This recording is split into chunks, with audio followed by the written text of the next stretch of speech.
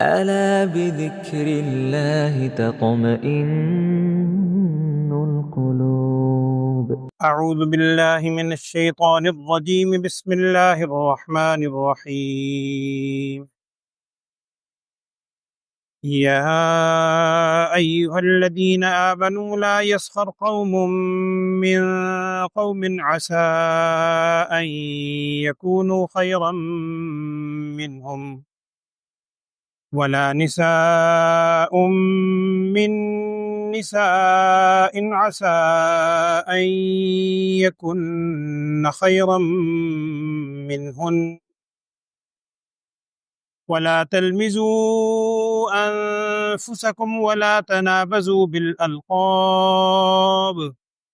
بئس الاسم الفسوق بعد الإيمان ومن لم يتب فأولئك هم الظالمون. يا أيها الذين آمنوا اجتنبوا كثيرا من الظن إن بعض الظن إثم ولا تجسسوا ولا يغتب بعضكم بعضا أيحب أحدكم أن يأكل لحم أخيه ميتا فكرهتموه واتقوا الله إن الله تواب رحيم.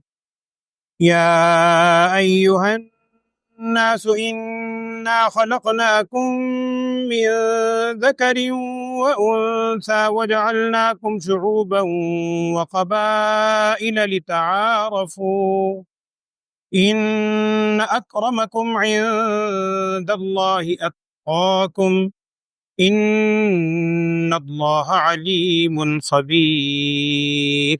صدق الله العظيم. بسم الله الرحمن الرحيم.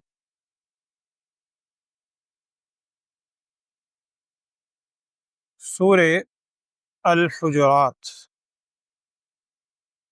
میں نے عرض کیا تھا یہ مختصر صورتیں ہیں، اب دو تین رکوع کی قرآن کے آخر تک تقریباً اسی طرح مختصر صورتیں آئیں گے. اس کے بھی 2 رکوع ہیں. ایک رکوع آپ نے پہلے سنا تھا، دوسرے رکوع کی چند آیات آج سنی ہیں، چند انشاءاللہ کل آئیں گے. گزشتہ آیات میں یہ بات ہمارے سامنے آئی تھی کہ جو معاشرتی آداب ہیں، یعنی معاشرے کے اندر جو خرابیاں پیدا ہو سکتی ہیں یا ہوتی ہیں، اللہ جل شانہ جو کہ انسانیت کا بھی خالق ہے، ساری کائنات کا خالق ہے، اس نے انسان کے اندر جو فطری طور پر چیزیں رکھی ہیں، جن تقاضوں کی وجہ سے انسان کے آپس میں اختلافات ہوتے ہیں، اللہ تعالیٰ کو ان کا پتہ ہے. دوسرے لفظوں میں ہماری دکھتی رگوں سے سب سے زیادہ واقف خالق ہی ہے. تو اس خالق نے ہمیں تعلیمات دی ہیں کہ دیکھو تم اے ایمان والو یہ کیا کرو، یہ کیا کرو، یہ کیا کرو، یہ نہ کرو، یہ نہ کرو، یہ نہ کرو، اے ایمان والو، اے ایمان والو، اے ایمان والو.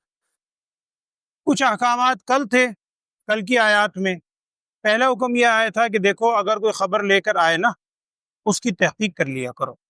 ایسا نہ ہو کہ کل کو تمہیں کچھ اس سے پریشانی کا سامنا کرنا پڑے. یہ ہمارے لیے ظاہری بات ہے. اور ہمارے استاد ایک فرمایا کرتے تھے جب یا الذین آمنو، فرض کریں ہم یہاں بیٹھے ہوئے، اگر ہم اپنے آپ کو کہتے ہیں جی عبادت کالونی والے، تو وہ یا الذین آمنو کا ترجمہ یوں سمجھانے کے لیے کہتے تھے اے عبادت کالونی والو، اے ایمان والو، اے عبادت کالونی والو، یعنی ایمان والے ہم بھی ہیں. تو گویا ہمیں براہ راست اللہ تعالیٰ کا خطاب ہے کہ اے ایمان والو تم جب کوئی خبر ہو اس کی تحقیق کر لیا کرو. دوسرا حکم یہ آیا تھا کہ دیکھو اگر 2 جماعتیں آپس میں جھگڑ پڑے، اختلاف ہو، ان میں صلح کروا دیا کرو. سارے مومن آپس میں بھائی بھائی. آج 5-6 چیزوں کا آج حکم ہے.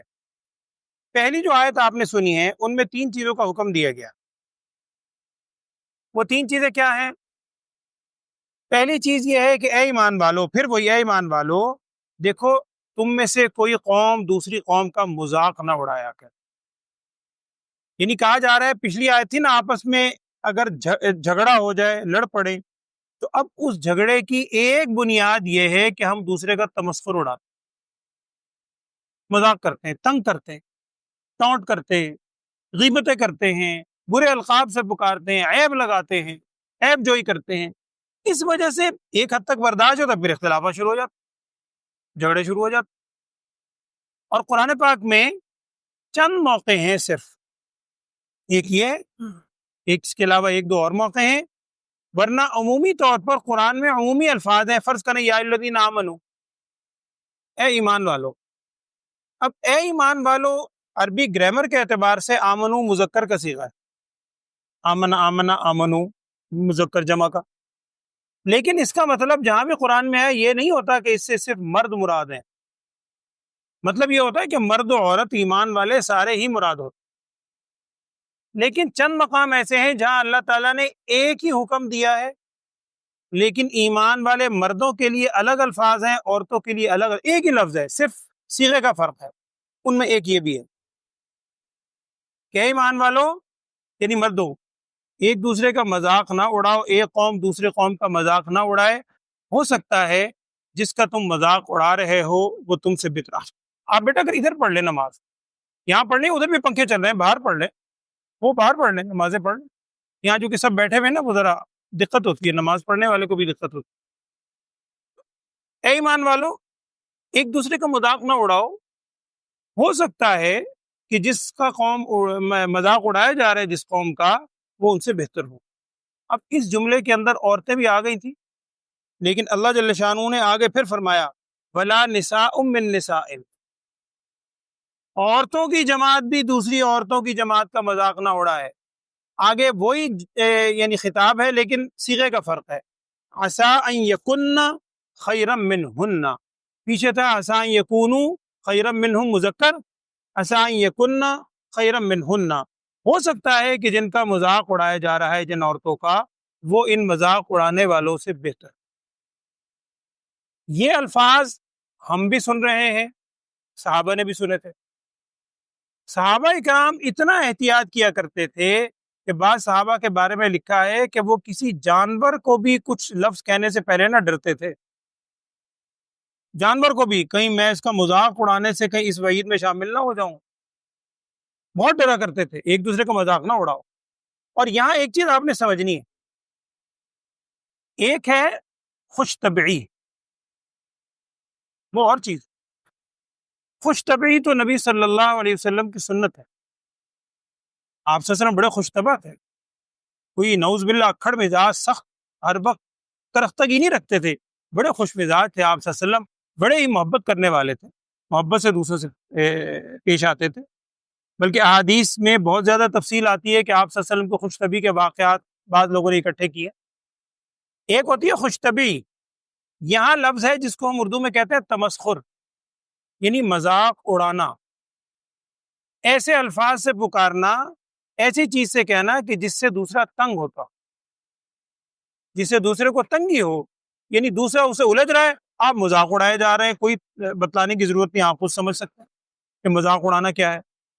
تو مذاق اڑانے کی ممانعت ہے، خوش طبعی کی ممانعت نہیں ہے۔ میں صرف ایک واقعہ سنا دیتا ہوں خوش طبعی کا، اور حدیث میں جو آتا ہے آپ نے واقعے سے پہلے، اور بھی کئی واقعات ہیں، ایک ان میں سے یہ ہے کہ یہ خاتون آئیں نبی صلی اللہ علیہ وسلم کے پاس، بوڑھی عورت تھی، انہوں نے آ کے جیسے بوڑھی خاتون دعا کی درخواست کی کہ یا رسول اللہ صلی اللہ علیہ وسلم آپ دعا فرمائیں، اللہ تعالیٰ نے مجھے جنت میں بھیج دے، جنتی بنا دے، بوڑھی عورت۔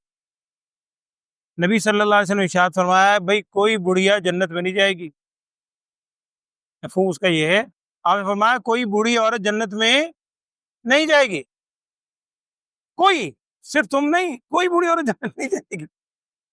اب وہ بیچاری آئی تھی کہ میں دعا لینے آئی ہوں، اور یہ تو زبان نبوت سے ایک حکم جاری ہو گیا کہ میں کیا، کسی کے اگر بڑھاپے تک عمر پہنچ گئی تو اس کا کیا قصور ہے، جنت میں داخلہ بند۔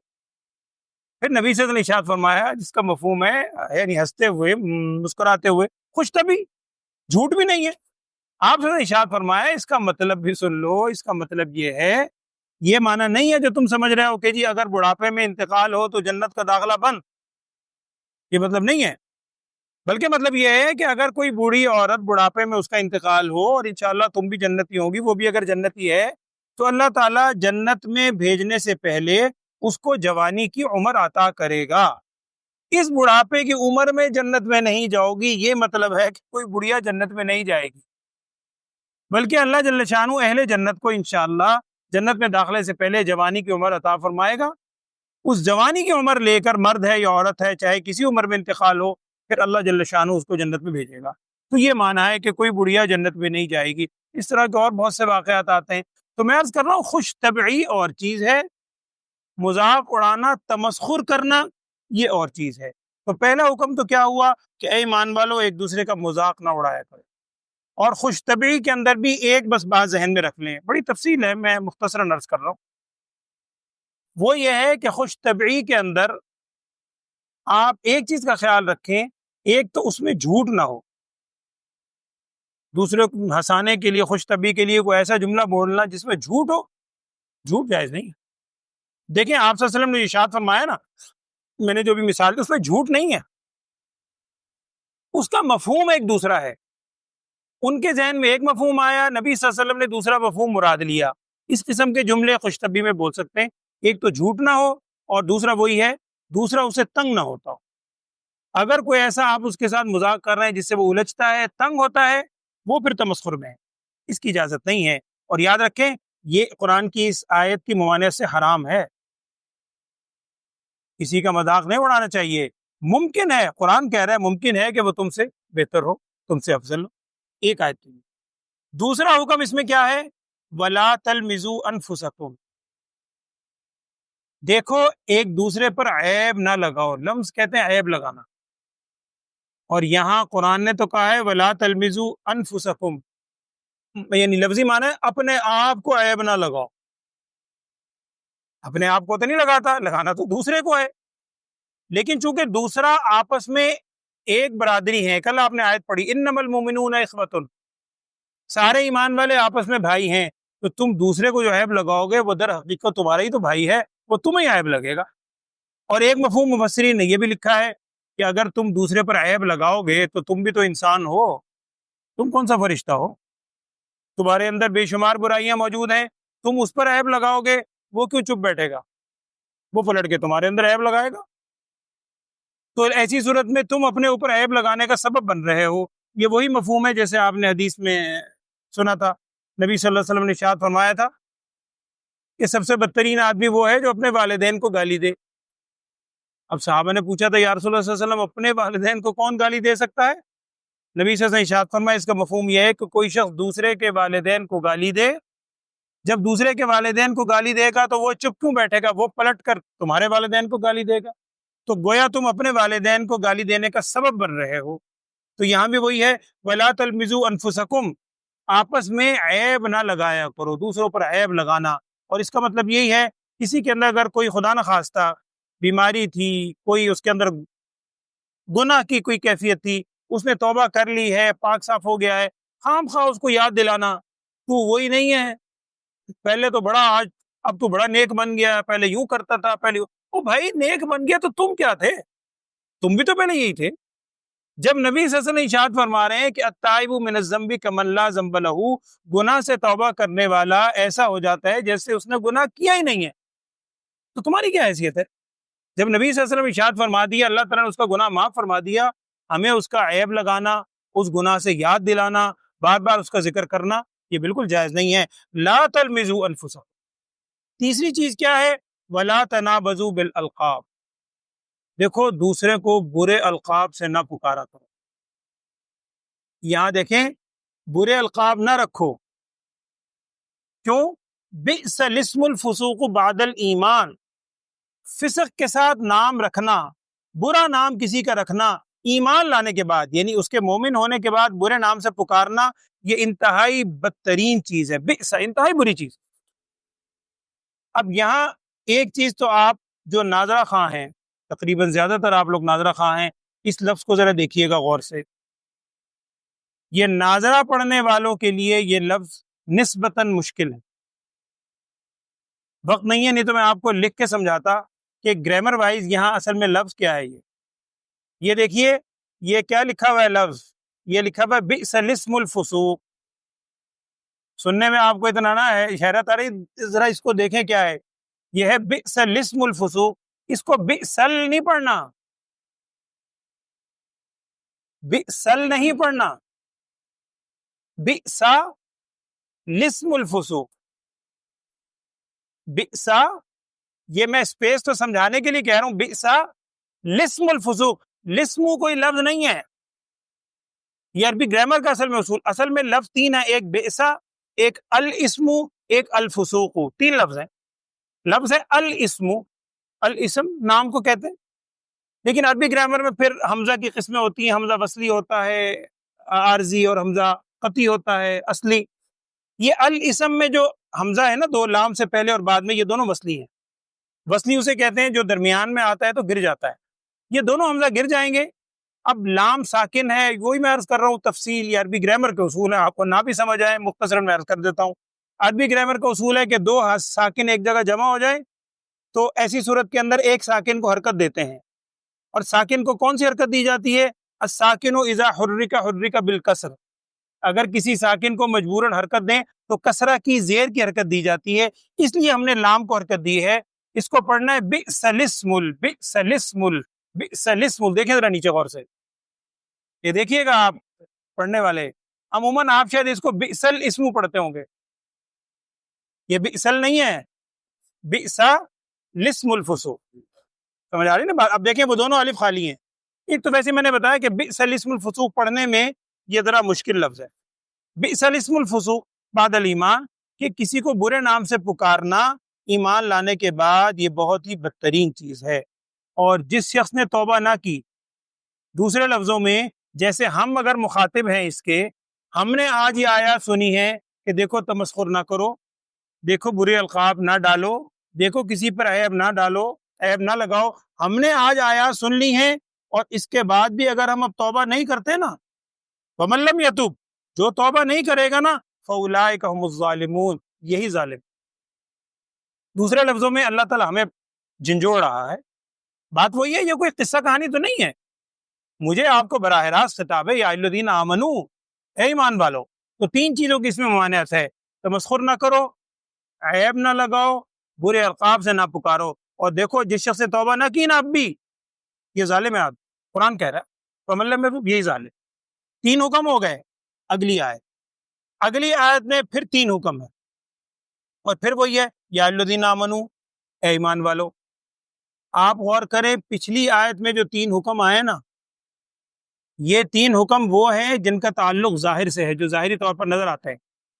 آپ تمسخر کریں گے، سب کو پتہ لگ رہا ہے، ہنس رہے ہیں، مذاق اڑا رہے ہیں، تنگ کر رہے ہیں، اور وہ بیچارہ اندر ہی اندر جواب نہیں دے سکتا. اب کیا ہوگا؟ لڑائی شروع ہو جائے.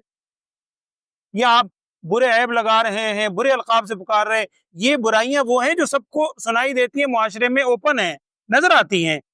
آگے ان برائیوں کا ذکر ہے جو کسی کو پتہ نہیں چلتی، آپ کے دل میں ہوتی ہے. وہ کیا ہے؟ بدگمانی. اب غیبت بھی، جس کی غیبت کر رہے ہیں اس کی موجودگی میں تھوڑی ہے، اس کو تو پتہ ہی نہیں. اس کی تو غیر موجودگی میں ہوتی ہے، اس کو تو نہیں پتہ لگتا، اس کے سامنے تو نہیں ہے. تو یہ وہ برائیاں ہیں جو دوسرے کے سامنے نہیں ہوتی. ایک تو بدگمانی، دوسرا غیبت، اور تیسرا تجسس. جب بدگمانی ہوتی ہے کسی کے بارے میں، اب اس بدگمانی میں کیا ہے کہ آپ نے فلاں سے کہا یار یہ وہاں جا رہا تھا نا، یہ یقیناً اس مقصد کے لیے گیا ہوگا. اب اس کی تجسس ہوتی ہے، اب اس کی ٹو لگتی ہے، اب اس کے پیچھے جاتے ہیں، اب ایک دوسرے سے اس کے بارے میں پوچھتے ہیں، اچھا گیا سی، میں نے وہ گئی شخص سی تو یہ ہے وہ ہے فلاں. اب وہ کہانی پوری. بدگمانی نہ کرو، تجسس نہ کرو. پھر اس کا تیسرا نتیجہ کیا نکلتا ہے؟ جب تجسس بھی کر لی، بدگمانی کرتے کرتے پکا دل میں آ گیا، اب اس کی غیبتیں شروع ہو گئی. غیبت بھی نہ کرو. میں عرض کر رہا ہوں، آپ کبھی غور کر کے دیکھیں، اس وقت یا ہر معاشرے کے جتنے جھگڑے اختلافات ہیں، گھوم پھر کے یہی 6 7 8 10 چیزیں نظر آئیں گی. یا تو کیا ہے؟ خبر کی تحقیق نہیں کرتے، یا بڑا مذاق اڑاتے ہیں، یا ایک دوسرے کو ٹونٹ کرتے ہیں، عیب لگاتے ہیں، یا دوسرے کی غیبتیں بڑی کرتے ہیں، یا بدگمانیاں بہت کرتے ہیں. یہی اللہ تعالیٰ فرما رہے ہیں، اے ایمان والو، محبت سے دیکھو. اردو میں ہم کہتے ہیں اجتناب، تو وہ ہے اجتنبو، تم بچو، بہت زیادہ اجتناب کرو، بہت زیادہ گمان کرنے سے. کیوں؟ ان بعض الظن اسم. ایک میں اس کی عام مثال دیتا ہوں عمومی طور پہ، اور بے شمار مثالیں ہیں. یہ چونکہ ہمارے معاشرے میں بڑی پائی جاتی ہے، ہر دوسرے گھر میں یہ ہوتی ہے. ذرا آپ سوچیے گا اس کو کبھی. خدا نہ خواستہ گھر میں ہو جاتا ہے کبھی کوئی چیز گم گئی، سب ڈھونڈ رہے ہیں جی کدھر ہے، وہ مل نہیں رہی. کوئی قیمتی چیز ہے، پیسے ہیں، زیور ہے، کوئی چیز ہے، نہیں مل رہی قیمتی چیز. اب جب نہیں ملی نا، فوراً شیطان کیا دل میں ڈالتا ہے، وہ کام والی آئی سی. اس ٹائم تسی کتنے سی اماں جی، اس وقت آپ کہاں تھے؟ او جی پتر میں تھے گھر کوئی نہیں سی، میں تو اس کمرے میں نہیں تھی. ہاں میں نے شکل تو ہی لگ دی. اب وہ جناب پوری ہاں یہ اسی کی کاروائی.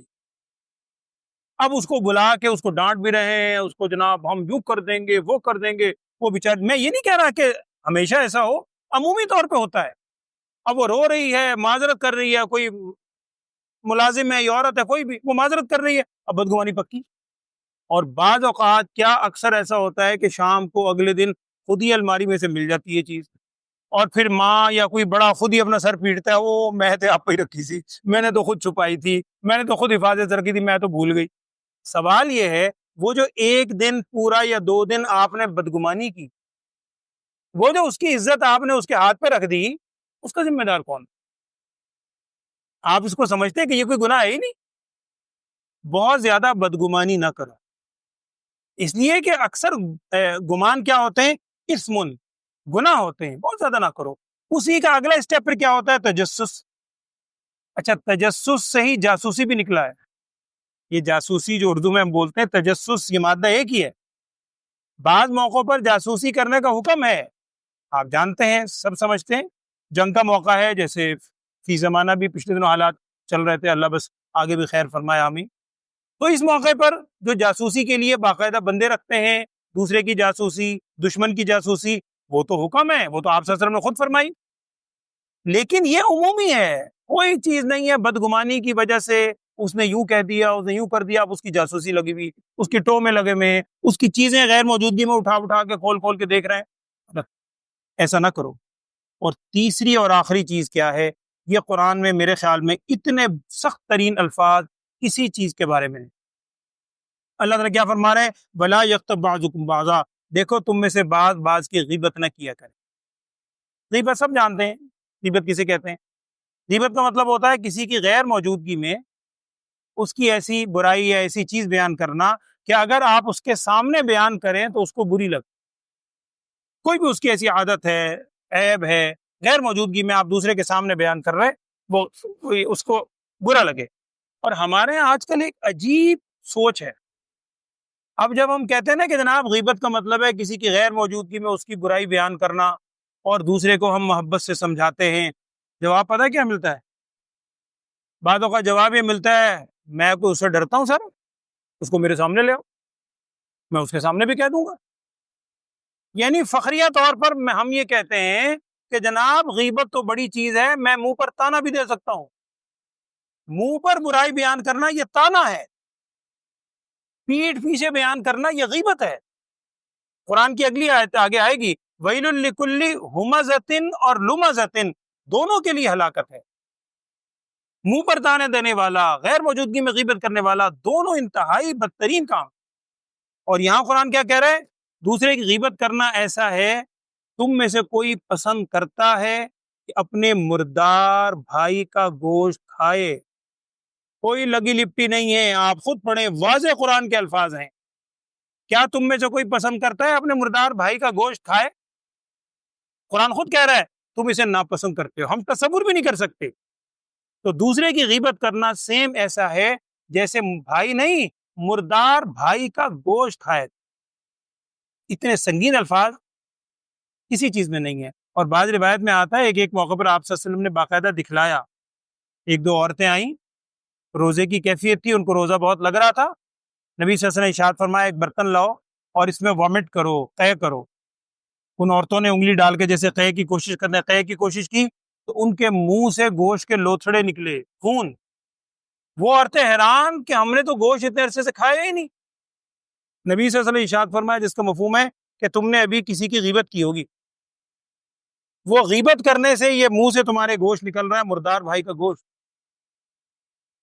اور حدیث میں نبی صلی اللہ علیہ وسلم نے ارشاد فرمایا، ایک حدیث میں یاد رکھیے گا، وہ بھی انتہائی سنگین جملہ ہے، ایسا جملہ بھی شاید کسی چیز کے بارے میں نہ ہو۔ آپ سے ارشاد فرما رہے ہیں الغیبۃ اشد من الزنا، الغیبۃ اشد من الزنا، غیبت زنا اور بے حیائی سے زیادہ بدترین چیز ہے، زیادہ سخت ہے۔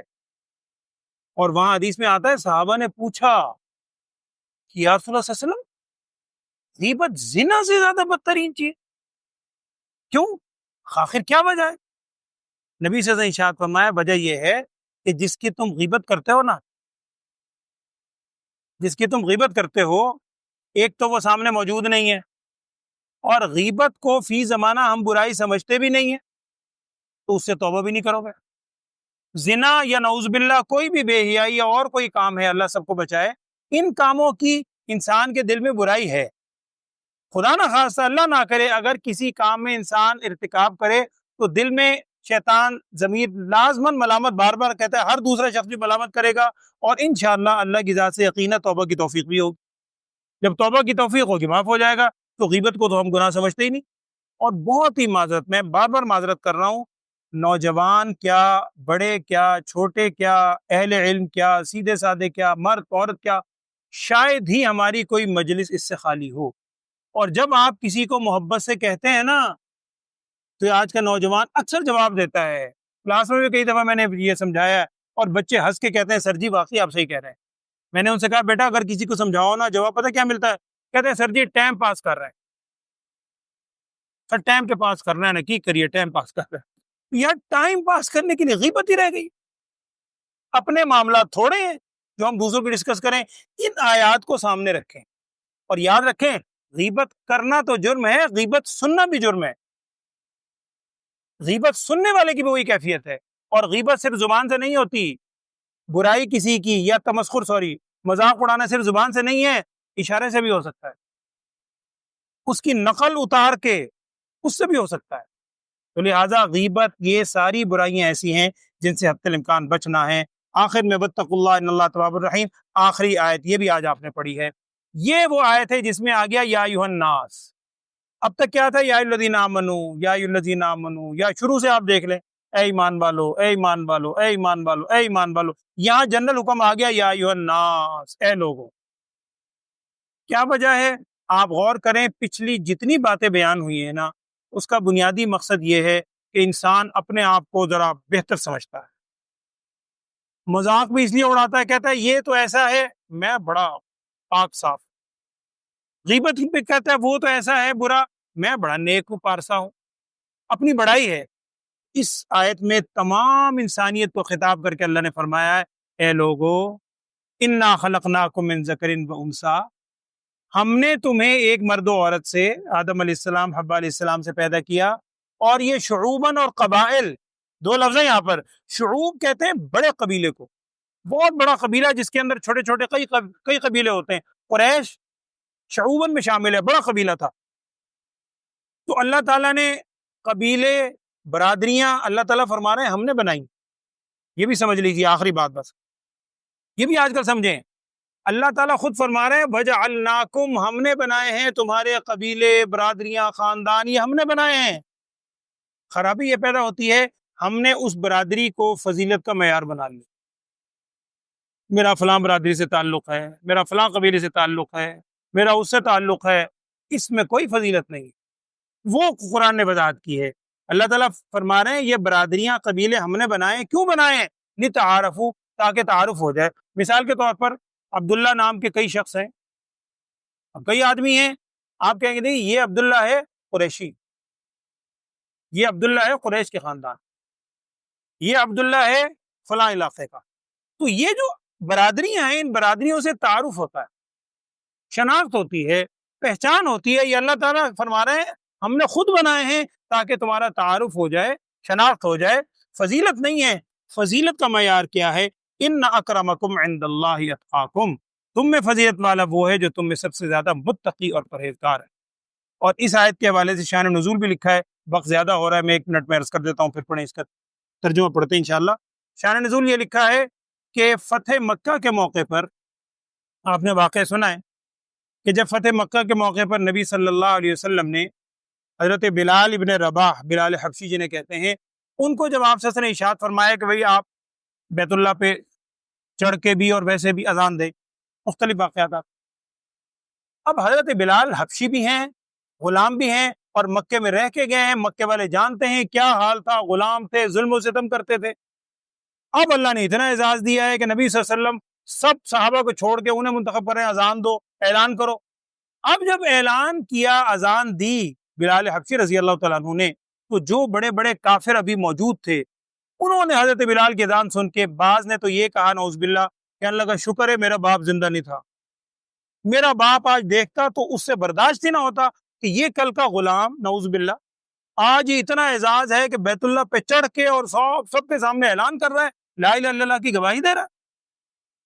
تو اس قسم کے جب جملے کہے تو اللہ تعالیٰ کی طرف سے آیت آ گئی، اللہ کے بندو، عزت فضیلت کا معیار یہ غلامی، یہ کالا ہونا، گورا ہونا یہ نہیں ہے، اصل فضیلت کا معیار ہے تقوی۔ حضرت بلال حبشی رضی اللہ تعالیٰ عنہ جب رسول صلی اللہ علیہ وسلم کے یعنی غلام بنے، اللہ نے کیا مقام دیا۔ آج ہم سیدنا حضرت بلال کہتے ہیں، اس کے بغیر پورا نہیں ہوتا۔ اور حضرت عمر فاروق رضی اللہ تعالیٰ عنہ ایک جملہ بولا کرتے تھے، فرماتے تھے سیدنا صدیق اکبر رضی اللہ تعالیٰ عنہ، ہمارے سردار صدیق اکبر رضی اللہ تعالیٰ عنہ نے ہمارے سردار حضرت بلال حبشی کو آزاد کروایا، خرید کے آزاد کروایا، غلام تھے ہمارے، وہ بھی سردار ہیں، یہ بھی ہمارے سردار ہیں، تو سارے ہمارے سر کا تاج ہیں۔ کس وجہ سے تاج ہیں؟ تقوی کی وجہ سے، نیکی کی وجہ سے۔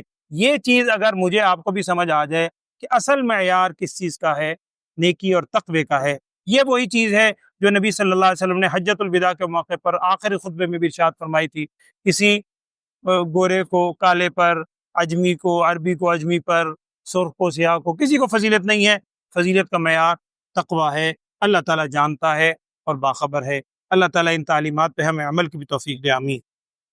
ترجمہ صلی اللہ اعوذ باللہ من الشیطان الرجیم بسم اللہ الرحمن الرحیم یا ایھا الذین آمنوا، اے ایمان والو، لا یسخر قوم من قوم، نہ مذاق اڑائے کوئی قوم کسی قوم کا، عسیٰ ان یکونوا خیرا منہم، ہو سکتا ہے کہ جن کا مذاق اڑایا جا رہا ہے وہ ان سے بہتر ہو، مذاق اڑانے والوں سے بہتر ہوں۔ اور ولا نساء من نساء، عورتوں کی جماعت بھی دوسری جماعت کا مذاق نہ اڑائے، عسیٰ ان یکن خیرا منہن، ہو سکتا ہے کہ جن عورتوں کی جماعت کا مذاق اڑایا جا رہا ہے وہ ان اڑانے والوں سے بہتر ہوں۔ وَلَا تَلْمِزُوا أَنفُسَكُمْ، وہی ایمان والے مخاطب ہیں، اور دیکھو اے ایمان والو، لا تلمزوا انفسکم، آپس میں ایک دوسرے پر عیب نہ لگایا کرو، ولا تنابزوا بالالقاب، اور دوسرے کے القاب نہ رکھا کرو، اس سے مراد برے القاب ہے، چونکہ اچھے القاب تو آپ صلی اللہ علیہ وسلم نے خود دیے۔ حضرت خالد بن ولید کو کیا لقب دیا تھا؟ سیف اللہ۔ حضرت عمر بن خطاب رضی اللہ عنہ کیا لقب دیا تھا؟ فاروق۔ تو یہ بعض القاب تو آپ صلی اللہ علیہ وسلم نے خود دیے ہیں، وہ تو اچھے القاب ہیں، برے القاب نہ دو۔ بئس الاسم الفسوق، یہ میں پھر کہہ رہا ہوں پڑھنے والوں کو، بئس الاسم الفسوق بعد الایمان، بہت برا نام ہے فسق کا ایمان لانے کے بعد۔ ومن لم یتب، اور جو شخص توبہ نہ کرے، فاولئک هم الظالمون، یہی لوگ ظالم ہیں۔ یا ایھا الذین آمنوا، اے ایمان والو، اجتنبوا، اردو کے الفاظ ہیں سارے، اجتنبوا، تم اجتناب کرو، بچو، کثیرا من الظن، بہت زیادہ گمان کرنے سے، ان بعض الظن اثم، بے شک بعض گمان گناہ ہوتے ہیں۔ ولا تجسسوا، اور دیکھو بہت زیادہ آپس میں تجسس نہ کیا کرو۔ ولا یغتب بعضکم بعضا، اور تم میں سے بعض کی غیبت بھی نہ کریں۔ ایحب احدکم، ایحب احدکم، کیا تم میں سے کوئی پسند کرتا ہے کیا، ان یأکل لحم اخیہ میتن، کہ وہ گوشت کھائے اپنے مردار بھائی کا، کوئی پسند کرتا ہے؟ فکرہتموہ، تم اس کو ناپسند کرتے ہو۔ واتقوا اللہ، اور تم اللہ تعالیٰ سے ڈرتے رہو، ان اللہ تواب رحیم، اللہ بڑا ہی توبہ قبول کرنے والا ہے، بڑا ہی رحم کرنے والا ہے۔ یا ایھا الناس، اے لوگو، اب کامن سب کو ذکر آ گیا۔ انا خلقناکم من ذکر و انثی، خالق ہی یہ بات کہہ سکتا ہے، بے شک ہم نے تمہیں پیدا کیا ہے ایک مرد و عورت سے، آدم و حوا سے، وجعلناکم، اور ہم نے بنائے ہیں تمہارے، شعوبا و قبائل، بڑے قبیلے اور چھوٹے قبیلے، یا خاندان اور قبیلے ہم نے بنائے ہیں، کیوں؟ لتعارفوا، تاکہ تمہارا تعارف ہو جائے، پہچان ہو جائے۔ ان اکرمکم عند اللہ اتقاکم، اور تم میں، بے شک تم میں زیادہ عزت والا اللہ کے نزدیک وہ ہے جو زیادہ متقی ہے۔ اور یہاں نوجوان کے ذہن میں اکثر سوال آتا ہے، کہتے ہیں کہ سر جی آپ کہتے ہیں یا قرآن کہہ رہا ہے کہ عزت والا وہ ہے جس کے پاس تقویٰ زیادہ ہے۔ سر ہم تو دنیا میں اس کے الٹ دیکھتے ہیں، ہم تو دیکھتے ہیں کہ پیسے والے کی زیادہ عزت ہے، منصب والے کی زیادہ عزت ہے، جو بڑا ہو برادری والا خاندان اس کی زیادہ عزت ہے۔ آپ کہتے ہیں متقی کی عزت ہے، نیک متقی کو تو آج کل پوچھتا ہی کوئی نہیں۔ تو اس کا جواب اسی آیت میں ہے، ان اکرمکم عند الناس نہیں کہا، عند اللہ۔ لوگوں میں شاید اس کی عزت ہو، لوگ شاید اس کو بڑا جھک جھک کے سلام کریں، لیکن اللہ کے نزدیک جو عزت ہے نا، اللہ کے نزدیک معزز ہے تم میں، وہ کون ہے؟ اتقاکم، جو تم میں زیادہ متقی ہے۔ ان اللہ علیم خبیر، بے شک اللہ تعالیٰ خوب جاننے والا ہے، ہر چیز سے باخبر ہے۔ اللہ تعالیٰ ہمیں عمل کی توفیق دے، آمین۔ اچھا دعا فرمائیے گا۔ ایک تو آپ کے ان میں پتہ نہیں ہے نہیں، ملک نور صاحب، آپ میں سے بیشتر حضرات جانتے ہیں، ان کو بھی پچھلے دنوں ہارٹ اٹیک ہوا ہے۔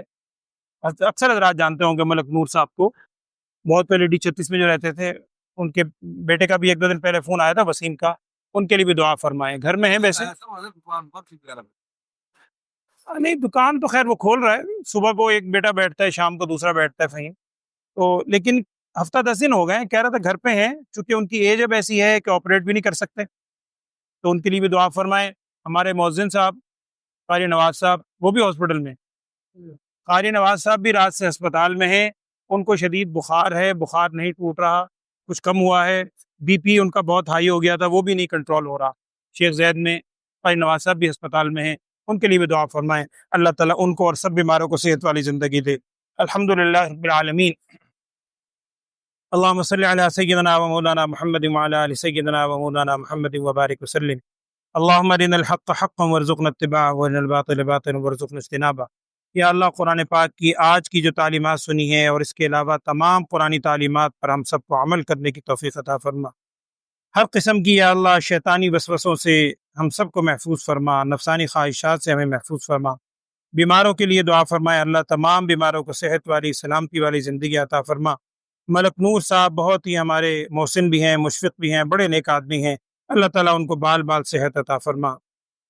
قاری نواز صاحب تو اس مسجد کے روح رواں ہیں، ان کے لیے بھی دعا فرمائے، اللہ تعالیٰ ان کو بھی صحت والی زندگی عطا فرما۔ یا اللہ ان بیماروں کو اور تمام بیماروں کو صحت، عافیت، سلامتی والی زندگی عطا فرما۔ وصلی اللہ تعالیٰ علی خیر خلقہ سیدنا و مولانا محمد وعلی آلہ واصحابہ اجمعین، آمین برحمتہ اللہ۔ Free audio post production by alphonic.com